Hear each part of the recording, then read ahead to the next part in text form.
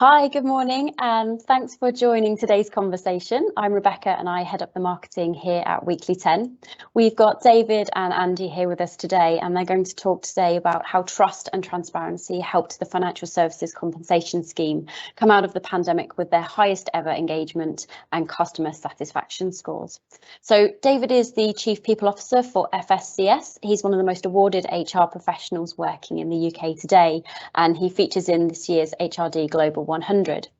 Andy's the CEO and founder at Weekly10. He's an advocate for making feedback two-way, transparent and regular.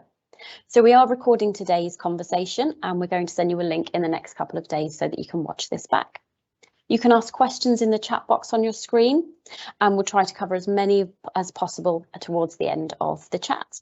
So I know you're going to really enjoy this session. David's a really inspiring leader and speaker with heaps of experience. So I'm going to stop talking now and hand you over to Andy. Perfect, great. Thanks, Rebecca. So the format of today's conversation really is very much a kind of conversation rather than a webinar, so you won't be getting 100 slides in front of you. And first off, before we introduce David, as Rebecca said, I'm CEO and founder at Weekly10, and one of the things that we'll really talk about today is around obviously the last 18 months, but more so than that, the approach to our people in our organizations and the cultures that we have. And one of the big things that we do at Weekly10 is really focus in on that cultural approach to feedback and transparency and how that really can have an impact on employee engagement. So I'm really pleased to have David here. Some of you may have heard of FSCS before, some of you may not have. They certainly have a wide-ranging impact on our lives as UK residents. So I'd like to introduce David, and it'd be great, David, maybe if you could give us an intro into what FSCS do and how they're part of the financial sector in the UK, and also maybe a little bit of a potted history of your background in HR as well. Yes, good morning, Andy. Good morning, everyone. So the FSCS is the Financial Services Compensation Scheme, and you probably know it most because every time you click on your thumbprint, put your thumbprint on your mobile banking app, just below the sensor, you will see the FSCS protected badge. The Financial Services Compensation Scheme was created in 2001, and we are unique internationally for the scope of the protection that we provide. We're the world's first compensation scheme that protects all regulated financial products in the UK. We're not the world's first, so we're not the oldest, but we are the world's first that has the breadth, as Andy says, of the protection that we provide. Our mission is both transactional and transformational. So it is to provide a trusted compensation service for customers, which raises public confidence in the financial services industry. And since our launch in 2001, we've paid out billions in compensation and helped millions of customers get back on track. Last year, we processed just over 52,000 claims. I've been at the FSCS since 2013, but before that, in my scarily more than 25 years in HR, I've worked in lots of different sectors. I started my career at McVitie's. It would be my mastermind specialised subject, biscuits, if I was to do that. I started at McVitie's. I worked in the IT industry. I've also worked in retail. I spent 10 years in social housing, and I've been at the FSCS, as I say, since 2013. Fantastic, thanks, David. That's great. And yes, FSCS have a wide-ranging role, and obviously, financial sector also very competitive in terms of being able to hire and retain staff. So this conversation is very acute, really, I would say, within that sector. So so it's really interesting to see how things work in the organisation. So I guess first of all, David, it would be really great to understand from a cultural perspective how you feel the culture of FSCS is and how it works, and maybe obviously we will get to talk a little bit about kind of the last 18 months, because there's been such a big change in the way everyone works. But it'd be really interesting to understand the embedded company culture at FSCS since you've been with the organization, how you would describe that. So it'd be fair to say we've been on a massive cultural journey, and I was only delivering a training session on trust, actually, the speed of trust, on Monday this week. So quite a nice bookend, this conversation to that work. And, you know, when you ask colleagues, you know, how they would describe the culture of the FSCS today, absolutely they would say trust is a visible asset in the organization, that it is very values based, that the culture is both inclusive and caring, and is a healthy and positive one. And the reason I know that is because that's the question we ask in our engagement survey. How would you describe the culture? Would you describe the culture as a healthy and positive one? And 87% of people at the FSCS say, yes, absolutely, that is how I would describe it. And 91% of our people say the FSCS is an inclusive and caring employer, and it's a place where I feel like I belong. Now, it'd be fair to say it hasn't always been like that. So it has been on a massive journey. When I asked those questions, those same questions back in 2014, when I'd been in the organisation about a year, only 43% of people said that the culture was a healthy and happy one. And, you know, only, you know, our overall employee engagement was 59%. So, you know, it's very different. And I think that the journey that we've been on was really understanding, both really sort of setting out what we wanted the culture to be. So very often, and you'll know this, Andy, is that, you know, organizations, you know, CEOs, it comes on their radar screen. You know, we've been talking about culture for the last decade, and although HR professionals have been talking about it for a lot longer than that, and CEOs are suddenly like, oh my God, what are we doing about the culture? What are we doing? We need a culture change initiative. Now, for all of the people listening today, just my top tip, you don't need a culture change initiative. If your CEO says that, avoid it. That's not what you should do. You need to understand the culture as it is. And you then need to, but you also need to define the bit that I find often organizations miss is, what do you want the culture to be? And so, you know, for us, that was sort of my starting point. You know, two questions, you know, is your culture an enabler?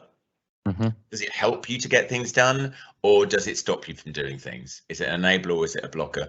And, you know, and I think that for us, what we found was, you know, our social purpose was a massive enabler. So people have always been very connected to the social purpose of the organization, but it's what I call passive engagement. You can be proud of working for an organization, but not be driving anything in the organization. So I don't want you just to be proud. I want our people to be excited and energized by what we're doing. And so, you know, that, you know, and I think what we recognized was that in order to make that happen, you have to build a high trust culture in the organization. That's fine. So that's really interesting. So when you came in, you mentioned the big difference between the responses you were getting in engagement surveys at the time versus today and where we are today. So how did you start that journey? So you talked about defining the culture and how that would happen, and a great point about the fact that often, especially in maybe the last 10 years, that culture has now become a thing on CEOs' radar, whereas obviously it's been talked about for years. But now it's a strong understanding that culture is a massive driver to employee engagement, and also conversely there to the productivity of an organization, to the well-being of the organization, and many other things. And now that's obviously clearly understood, but still often treated as a tick box point. You know, we come to the fact that, yes, we need a culture. Well, we need a culture. Everybody has a culture, of course, but it's the type of culture, isn't it? And it'd be really interesting to understand, when you did get those first results and you were starting that journey towards transforming your culture, how you set about doing that. Well, that's a good. How long we got? We've only got an hour.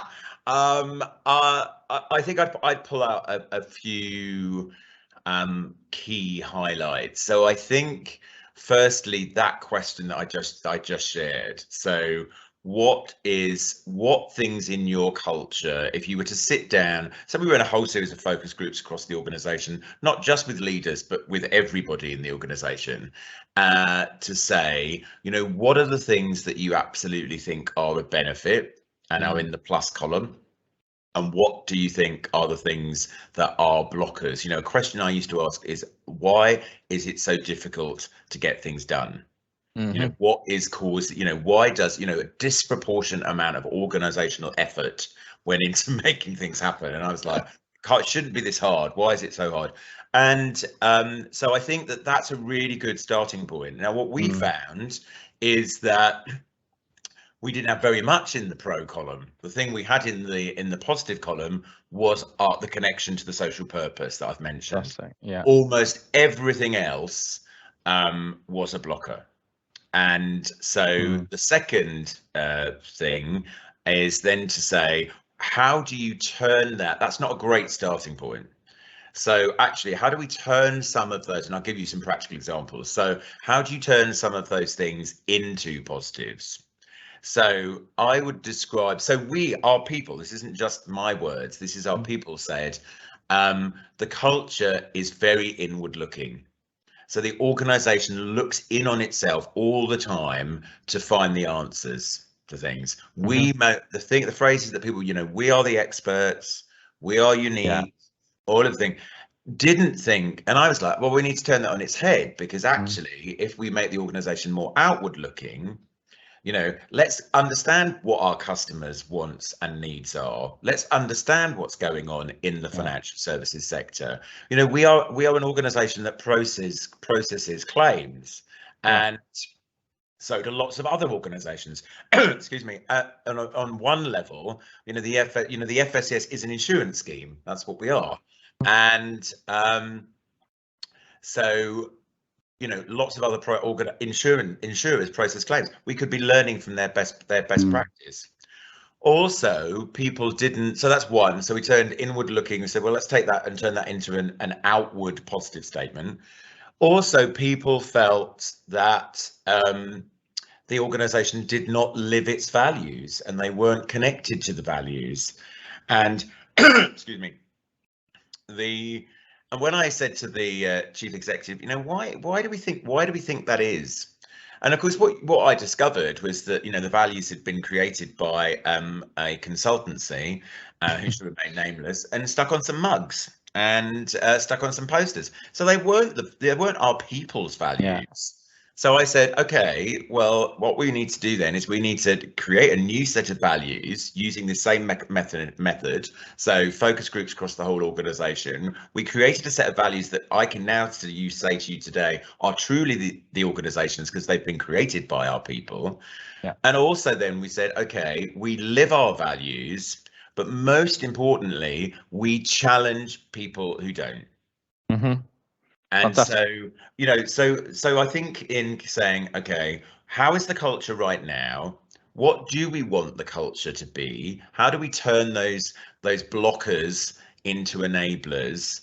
And I think, and then I think lastly, I think is being really open and honest about the challenges, actually having, confronting reality and saying, if less than half of our people are saying this is a healthy and positive culture, then we need to do something about it. And I think the last thing I would say about that is, when I was talking to our board, and the board were like, and I presented my first people strategy in 2013-14.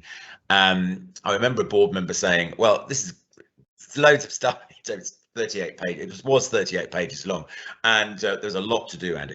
And he said, I can't read all 38 pages. He said, I've read all 38 pages. That's great, David. What are the two things that you think we should focus on? And I said, well, that's a really good question. And I said, one is strategy, and the second is leadership. And I said, I can't get people excited. So one of the questions that we ask is, I'm excited about where the organization is going. Those scores were low. They're in the 40s, most of these scores. And I said, well, part of that reason is that a quarter of the people said, I don't know. 25% of people said, I don't know. So a quarter of our organization didn't know they were excited or not. And why didn't they know? Because we hadn't given them a roadmap. If you don't have a clear direction of travel in the organization, how can you expect your people to be excited and energized and engaged? Because you don't, I don't know where we're going, what we're doing. Here's the year's plan. What's the direction? You want to have, and I said, secondly, you need leadership. You need leaders. It's not just so you can print the great plan and you can tell all the people, and you can do loads of roadshows, but unless your leadership population is also role modeling that excitement, living and breathing it, you know, living and walking the talk, essentially. So that's, I think, I think that would be my top tips. Fantastic. I mean, it's a great place to start. I think the one thing that you mentioned there, which goes across kind of everything you've said there, is around honesty and transparency, and the fact that this is something not just organizationally, but we often see this when people are in leadership roles or management roles, whereby they're afraid of being open and honest, and the feeling being that they're the leaders, they should have all of the answers. And you mentioned that from an organizational perspective as well, in that if you are considered a leader in the sector, or and certainly in the FSCS's case, an authority in the sector in many respects, having a unique role, that you should have all the answers. And that's obviously not the case. And that often happens at an individual level, but also happens at an organization level. So the fact that instead of just, I guess, relying on our own thoughts, and whether that's from as you mentioned, from a consultancy firm who may be experts, or right the way through to being a CEO or a leader in the organization, or the organization as a whole, having that humility to kind of say that you don't have all the answers, and asking for either help or kind of outreaching to other organizations or internally is I think a really powerful thing, and also reflects backwards in the culture. So the way in which leaders operate often influences, of course, the way in which the organization and people take the cue from that, right?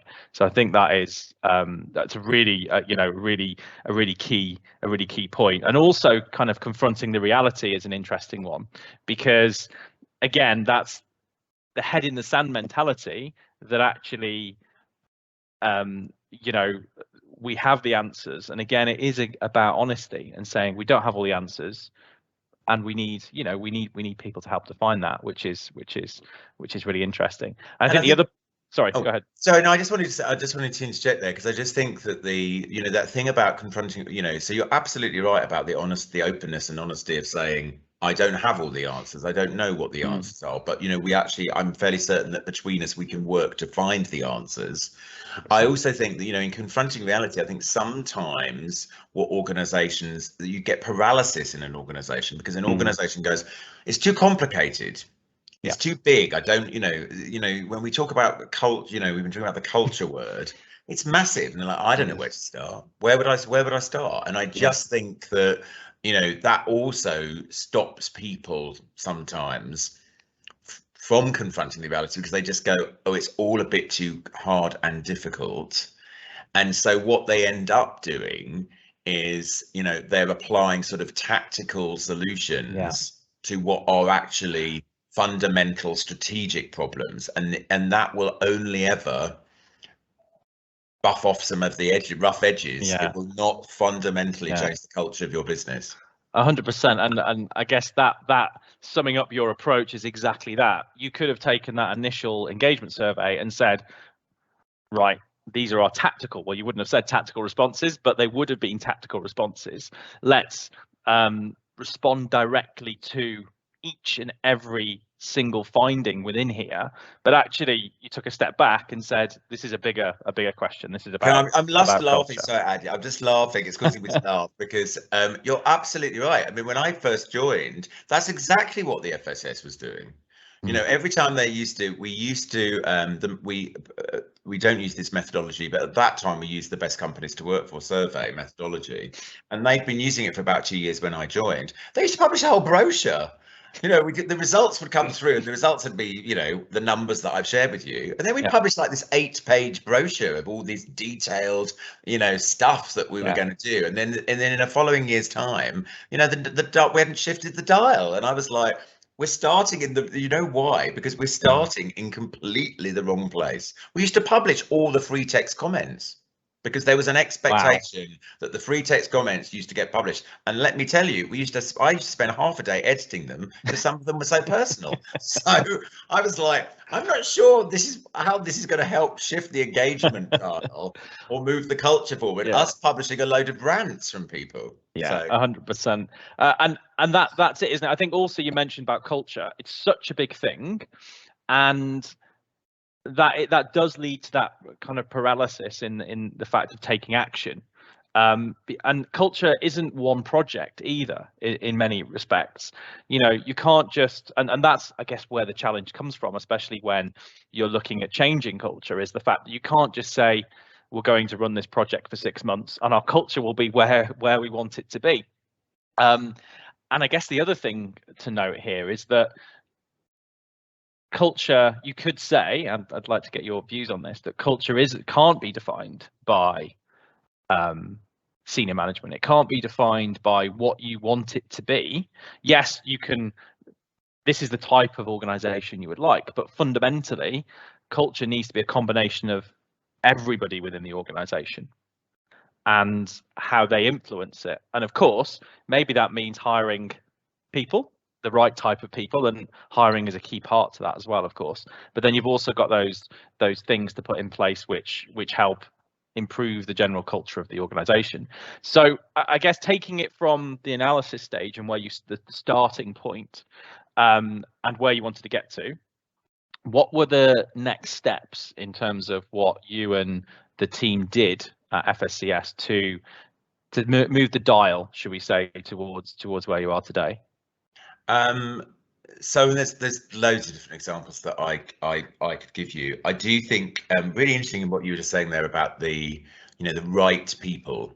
So you know, the current iteration of our people strategy, because as we've been on this journey, you know, we've gone from a 38-page strategy in year one to a 2-page strategy is what we have now. Not got very many words on it, but essentially what our people strategy can be summed up in, you know, 2 statements. You know, the right people with the right engagement mindset of skills, working in the right roles in the right environment. I mean, that's it. You know, and the question that we set ourselves as a people function is, how do we help people to give their best every day? You know, and that's it. It's no more complicated than that. I think that the how we shifted the cultural dial, I've mentioned values. So I think actually creating a set of values that the organization believed in, that were the organization's, and defining them and what we meant by that. And really interestingly, so our 3 values are accountability, challenge, and collaboration. And a year ago, actually the end of this time last year, actually. So they've been our values for since 2017. And you know, we did a check-in. You know, we said we're 4 years on. We are, you know, we were a year into a global pandemic. Do we still think that these values hold true in the organization? And absolutely. The resounding feedback came back and people said, yes, they absolutely do. And, you know, 90% of our people say in our most recent pulse survey, you know, my values are well suited to those of the organization.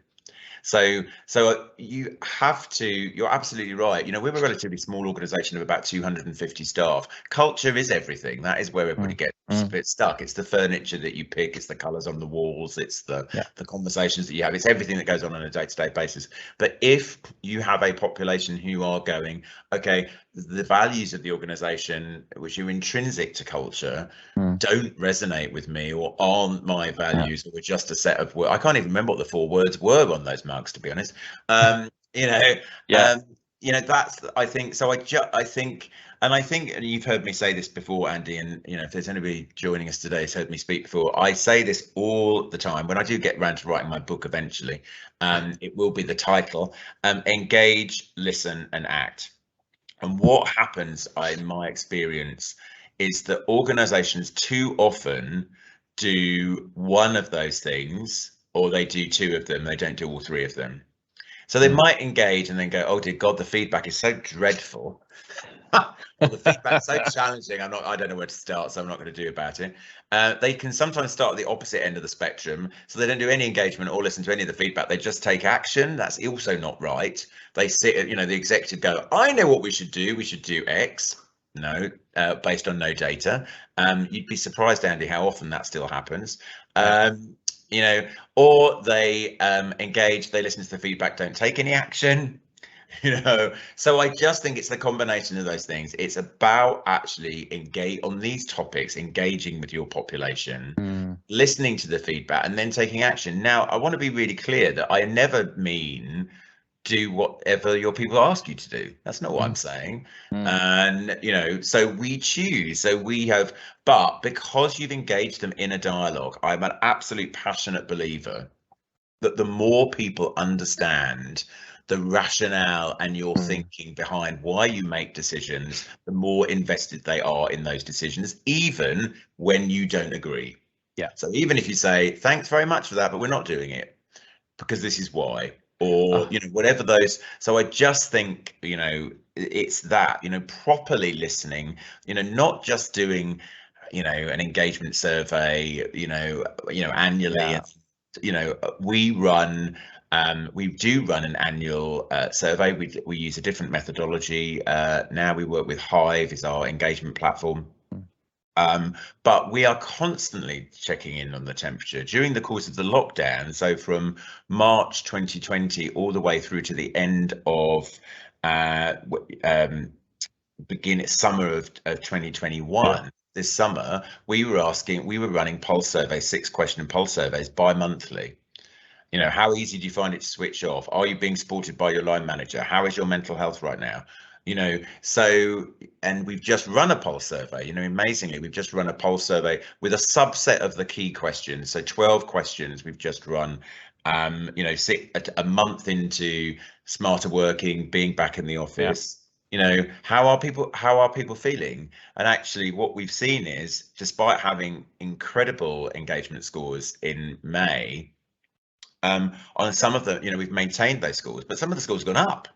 Yeah. I mean, some of the scores have gone up, and you're like, oh my God, some of these scores have gone up. So I do know that, those three things, it's not just, if you don't have a sense of the temperature of what's going on in your business, then I don't understand, you cannot, in my view, my personal view, you cannot shape meaningful strategy. Because you're just making stuff up, aren't you? Yeah. Just going, and like a good idea. And again, it comes back to confronting reality, because at the end of the day, in each one of those three areas you talked about, engage, listen, and act, there is the choice to drop one of them during that process because of what happened in the previous process. So you find that you've got bad engagement scores, so you maybe don't talk about engagement scores, or the way in which you act off the back of that is reactionary, is responsive rather than proactive.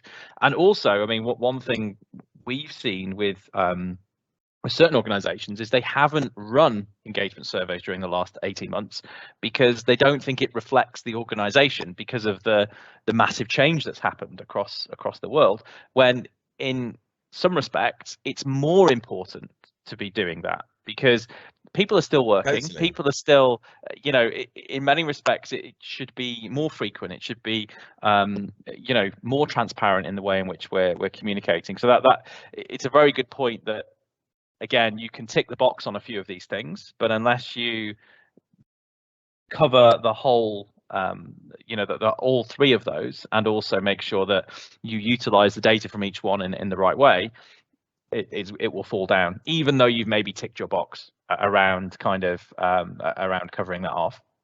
So that's really good really good background to kind of how you guys have progressed forward.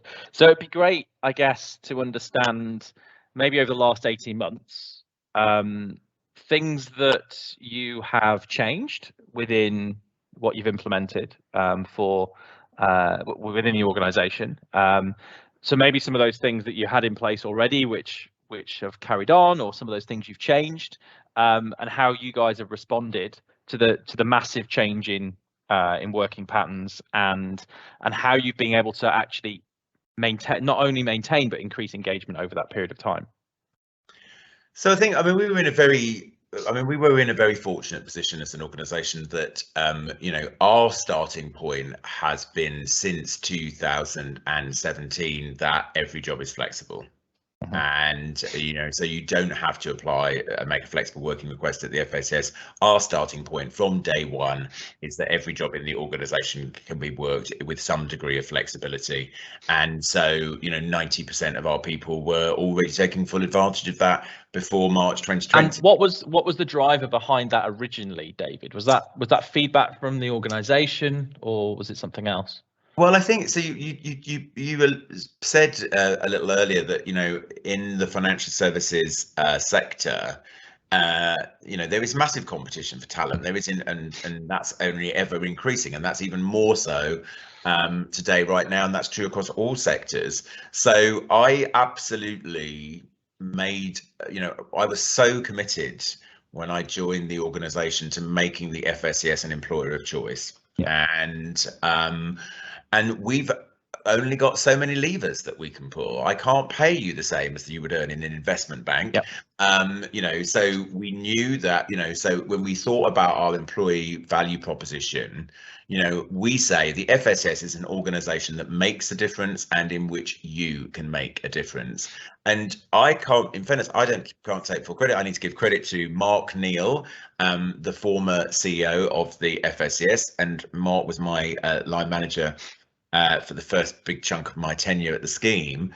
And Mark one day just said, well, why isn't every job flexible? Why don't we just turn this whole thing completely on its head? And I said, yeah, why don't we? He said, do we genuinely think that there are any jobs that can't be done flexibly? And we'd be like, no. And he's like, well, let's make every job flexible then. Actually, let's So and it's a massive candidate attraction tool. And so again, this idea that in the whatever we want to call it, the war for talent, the battle for talent, all of these phrases that people use. It's interesting, isn't it, Andy, that this thing about culture, we know all of the research shows from the last 18 months, irrespective of what study you read, whether it be the CIPD's Work Smarter to Live Better, the Adecco Group's Resetting Normal, Deloitte's thing about the post-COVID workbook. I've read all of them. One of the big common denominators is absolutely people want to work for values-led organizations.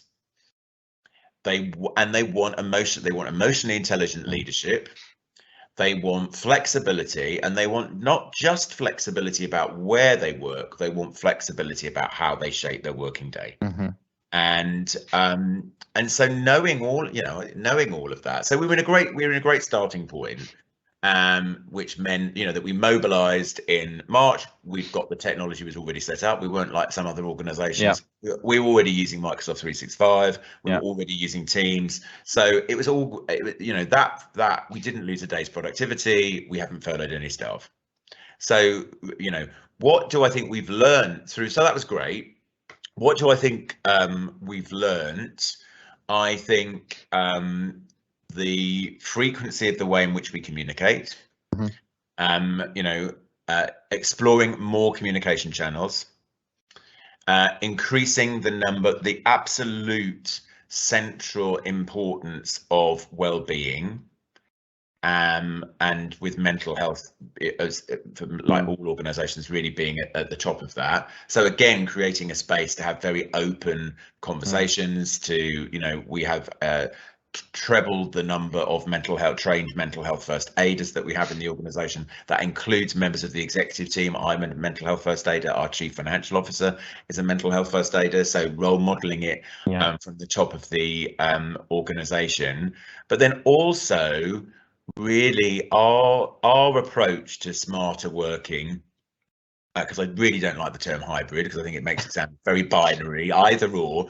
What we say is, smarter working, and in fairness, I borrowed it with pride from the CIPD, is, what we want you to be productive in any work environment. So whether that be the office, whether that be home, whether that be on the train commuting, wherever that might be, we want all environments to be as productive as they can. But we shaped our approach, which we call Your Day, Your Way. We built those principles because we engaged, listened and acted to our people. We consulted our people. We said, how often do you think can you imagine being in the office? What do you think the work week starts to look like? And, what we wanted to do was, and again, I think it was helped by the fact that everything was already flexible. So we don't have a flexible work. People said, what's your flexible? Can you send me a copy of your flexible working policy? I was like, well, I haven't got one. So we didn't need one. And so, because every job's flexible, what we do have is a set of smarter working principles. And, so we say to people on what we call our 40-40 rule. So on average, 40% of our people in the office 40% of the time, because back to a thing I said earlier, some people said, why can't we work from home permanently? And we said, there's a whole host of different practical reasons. I won't get into employers' liability insurance and your home becoming a place of work and all of that stuff that we've got to do employment law. But what we did say, aside from that, we genuinely believe the office has a really important place in our culture. And the office is there for connection and celebration and connection and creativity. It's all of those things. That's what it's for. We also, but within that, we also said we got rid of core hours. We said we don't need, what's core hours, 10 till 4, that's a load of nonsense. Actually, if you want to be, but we all again want to give you a frame for your day, a framework. So we said, well, the office building is open 7 till 7, so why don't we use that then? So we say to people, if you want to, hit the desk at 7 o'clock in the morning and work for 2 hours and then go to the gym or take the children to school and then have 2 hours and then maybe work later in the evening, or you want to come into the office, first thing to avoid the commute, or you want to come in later, you want to come in at lunchtime, work from home in the morning, go to the gym, do whatever, we want that, to give people not just flexibility about where, but flexibility of when. And lastly, so when, where, what is the 3 elements of your day, and what we'd already implemented, which was dress for your day. So, if I was meeting the governor of the Bank of England, or I was going to a meeting at the FCA, I might put a suit, I might put a suit on. It's a formal environment. If I'm just in the office, meeting colleagues, I might wear something a little less casual. But every one of those, and the thing I want people to take away is all of that was shaped by our people. I didn't sit in a room and come up with that. That's based on what our people told us, and we turned it into a set of principles. But the really interesting thing there as well is the fact that, and this, I've heard you make this point before, which is great, which is, and you said it earlier today as well, which is, of course, this is all based on what our people say, but it doesn't mean every single thing that our people say is what we implement.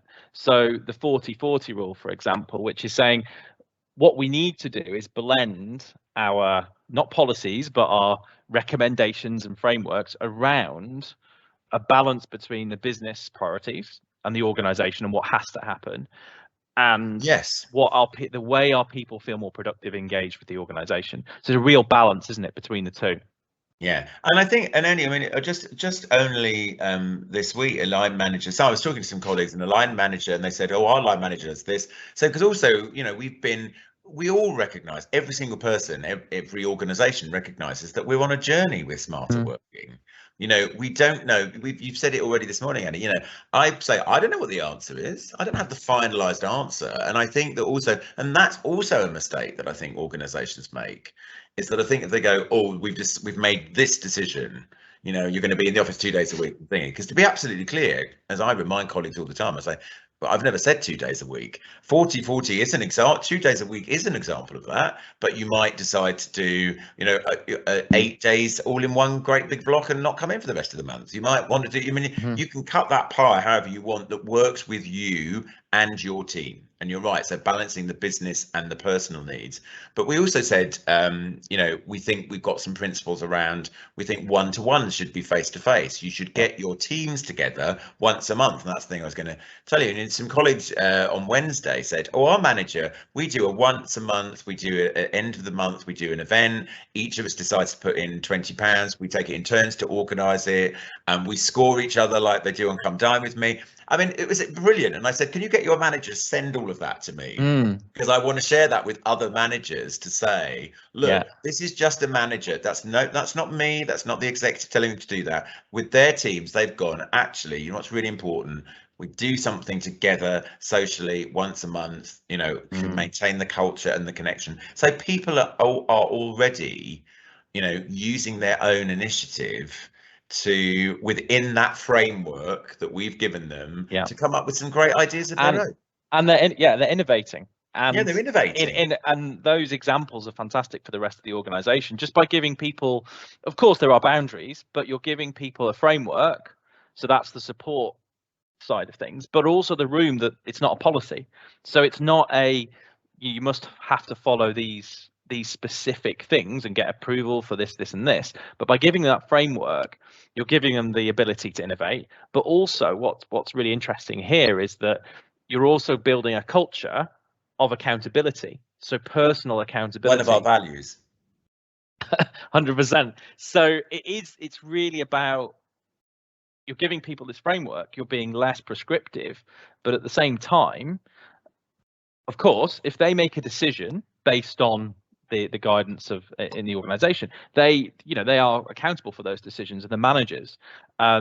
So it doesn't mean, of course, it's a free-for-all. It means that this is what we need as a business and organization.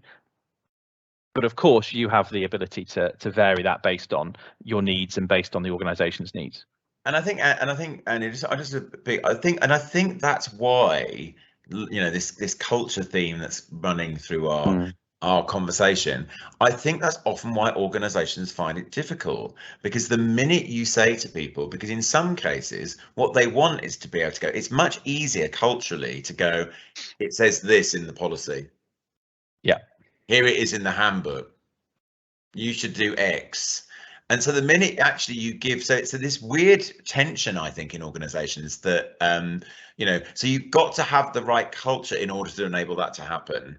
Because otherwise when we say, oh, I don't know what to do, because you've not given me the rules. On the one hand, people go, I want the freedom to do what I want. And then at the same time, when you give them the freedom, if the culture doesn't support that, they get stuck, because they're like, I don't really know what to do, because, you know, I'm so used to being told, or where. And so often, I mean, if I think back to, you know, when I first started at the FSCS, that people don't say that phrase to me anymore. We haven't got a staff handbook because I got rid of it. You know, everyone, it's 161 pages long. I mean, nobody ever, you know, but that's what they'd say. Can you point to it? It's what people used to say. And I was like, no, actually, we want to give you, but with accountability comes a degree of responsibility. And you made we all hold each other to account, I think. Is the thing that's important. 100%. And nothing is quite as black and white, is it? No. At the end of the day, and nobody wants to you know, sack somebody for one line in a policy either, because that's not how these things should work. So again, it's trust comes into this again massively. Trust, honesty, and actually building that culture where it's not just about the leaders and the senior managers who are telling you what to do. This is really about a collective responsibility and accountability and the way we approach it. I mean, that's another question that we ask. I mean, we ask that question in our engagement surveys. I believe I have a say in the things, in the way that my shapes. That's a question that we ask our people. Do you genuinely believe that you can influence both your role and what's going on in the organization? And 87% of our people say, yes, we absolutely believe that. Fantastic. I mean, that's what you want to hear, isn't it? Because that defines the fact that culture is being driven by the organization rather than just a handful of people within that organization. Yes. And I guess coming back to, so the great thing about what you guys had in place was that when obviously COVID came along in the last 18 months, you've only needed to refine your approach rather than start from scratch, which is obviously something we know that we call it flexible working, or however we want to call it, has been a trend. And you guys were obviously on the curve of that trend, much further ahead than maybe other organizations. And I think that's a really interesting thing from my perspective, and something I've taken from our conversations before, is that it is about thinking ahead and being less reactionary and more about the direction of travel of culture generally, and culture in the world, and also the internal culture of the organization, and having things in place which mean that you're a step ahead of the next thing that happens. Because it's okay, we can react to the pandemic, but all we've done is react, and we're acting behind where we should be. But being proactive means that we're more flexible moving forward, and we have the options and the opportunity to approach that. And I think that's a really big takeaway from our conversations for me, is that proactive nature and actually thinking ahead, and not necessarily about risk mitigation in the future and thinking of it in that way, but thinking about how the culture of the organization will live on moving forward, and making that as dynamic and flexible as possible. Yeah, I don't think, I mean, it was interesting, Andy, and I mean, obviously I completely agree with you. I think that when organizations talk about horizon scanning, you know, they talk about it often through very precise lenses. So what does it mean for our customers? What necessarily does it mean for our stakeholders? You know, what's changing in the financial services ecosystem? At the FSCS, we see obviously that the complexity of the range of products is the thing that's driving claims volumes, that, you know, defined benefit pension transfers, self-invested pensions, investment choices, all of those things. It's a very complex market for customers, and you know, that complexity. So we can look at those things, but we don't just do that in isolation. I was only yesterday having a conversation with our chief of staff where we were talking about, you know, so what are the, you know, the 10 things, you know, that you are concerned about? You know, what's the things that you see through a people lens on the horizon, and not just, you know, some of the obvious ones that we've touched on, you know, the war for talent, you know, capability and skills gaps, and all of those sorts of things. But, you know, employee expectation, like customers, has massively changed. And you know, we used to talk about, I mean, that's why we now talk about employee experience, because that it's sort of caught up. So for a long time, organizations have had a customer experience strategy.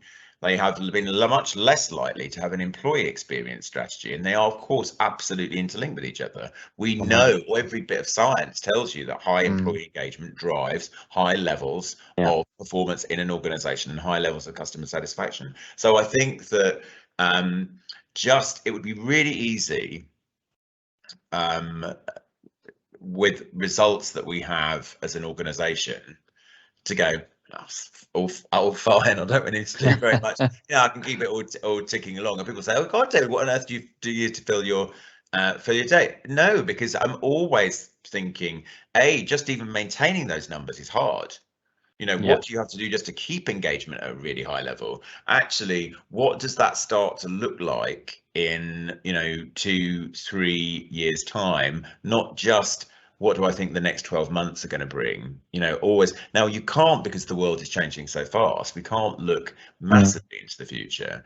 But I do think, you know, always having an eye on the next few years is really important. And I don't normally plug other people's work, but for any of the HR, well, actually not just HR practitioners, Change the Workplace, Change the World by Professor Alan Watkins is my book recommendation. because he massively says there, which is a call to arms. He says, you know, we should be leading the charge as HR professionals. We shouldn't be going, what does the business, you know, not just being the facilitators of business strategy. We should be shaping business strategy. If your people aren't shaping your business strategy, that for me, I think is a massive, you know, that's what high performing organizations have worked out.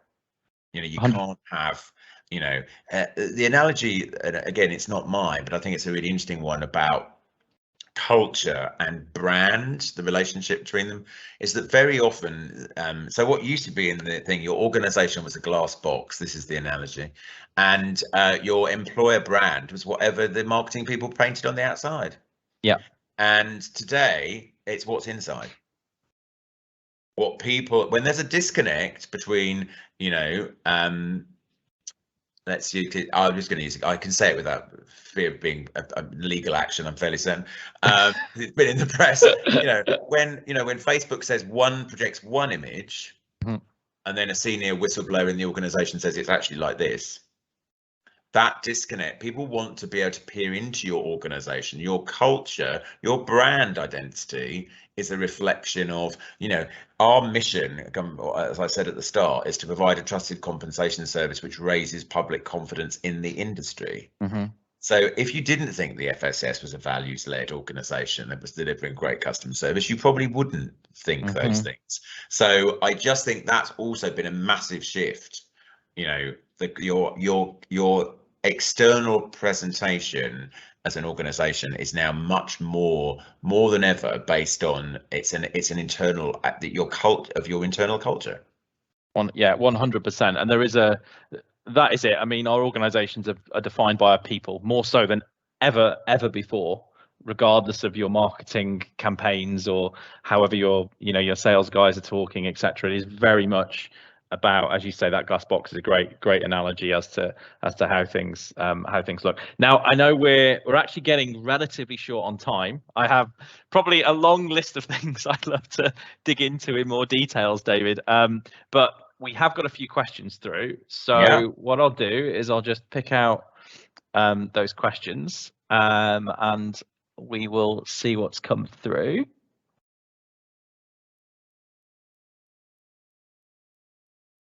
So great. So here's a really good question in from actually Nicola that says, would you agree that an organization has to have clarity about the problem they want help with before bringing in experts to help them? What do you say about that, David? Oh, great question, Nicola. Yes, if I could write it in great big letters and wave it on a board and put it in front of the screen right now, that's how big my yes would be. In my absolute practical experience, that's so often the problem.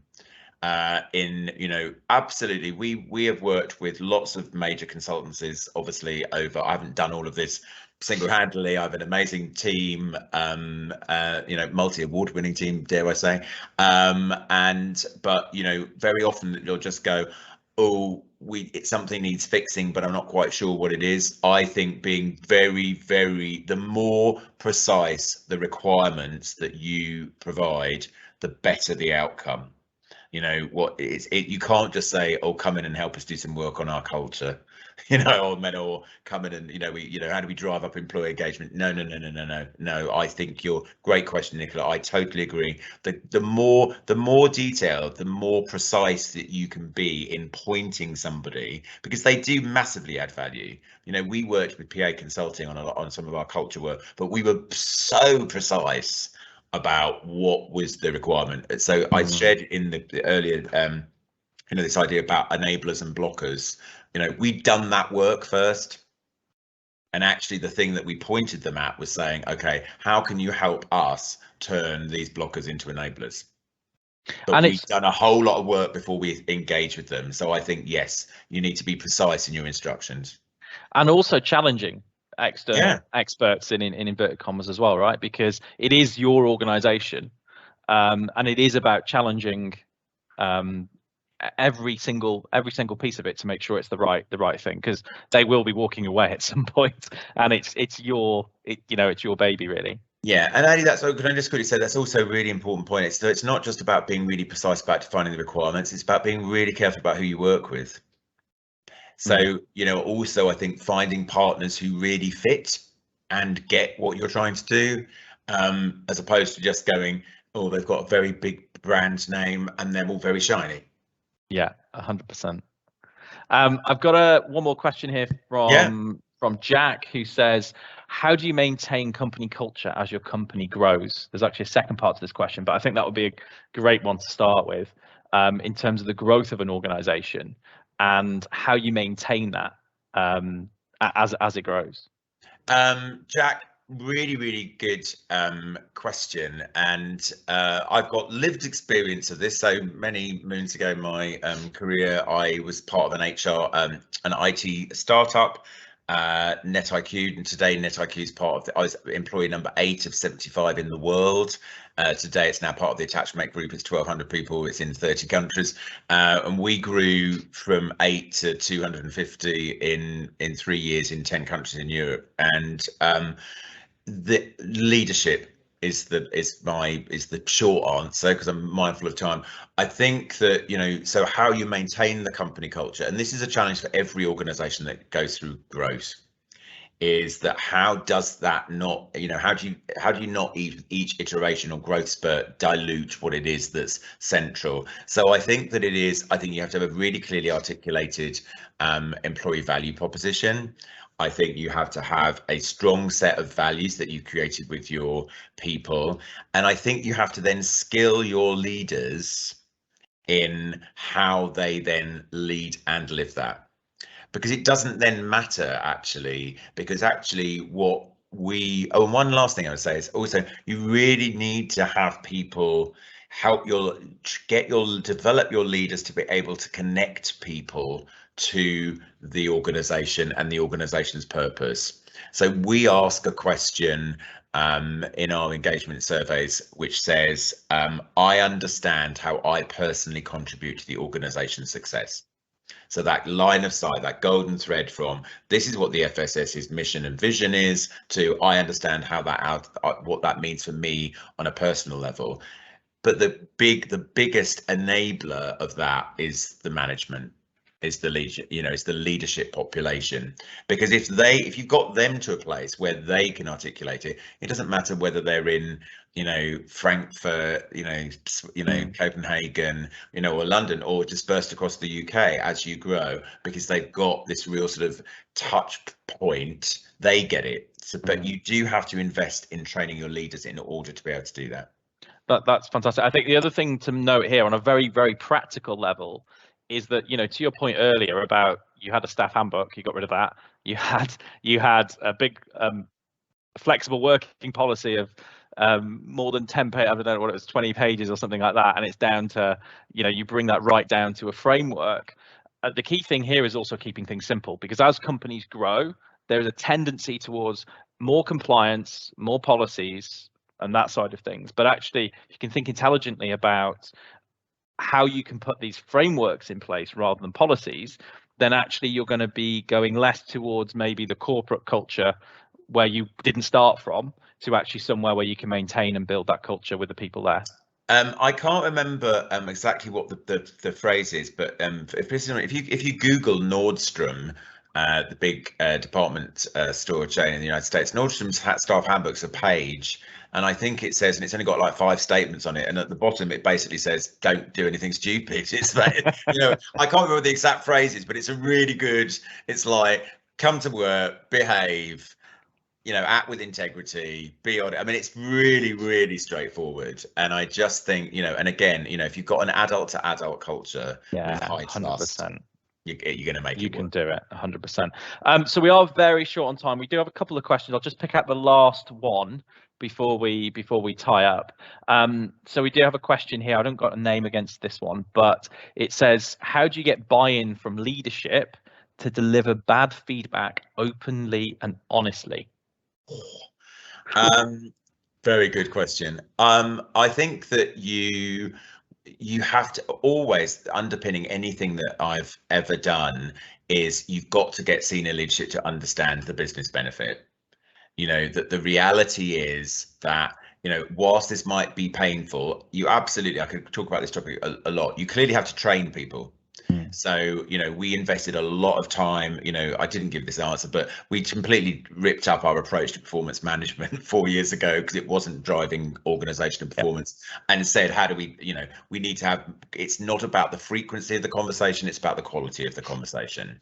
You know, so we invested a lot in training leaders how to do that. But I think how you get senior leaders to buy into confronting reality, which we were talking about, and delivering some of those difficult messages, is you have to say, show them these are the direct business benefits. Because I'll end with a, you know, statistic. You know, in June, our customer satisfaction reached 89%, which is the highest it's ever been since the organization was launched in 2001. You don't get to that level unless you've had some difficult conversations. So I think always say, it's painful, it's uncomfortable, I get that, it's going to make you feel a bit, getting your leaders actually to be comfortable a bit with discomfort is a phrase I use a lot. But the big thing is it does directly impact the performance of your business.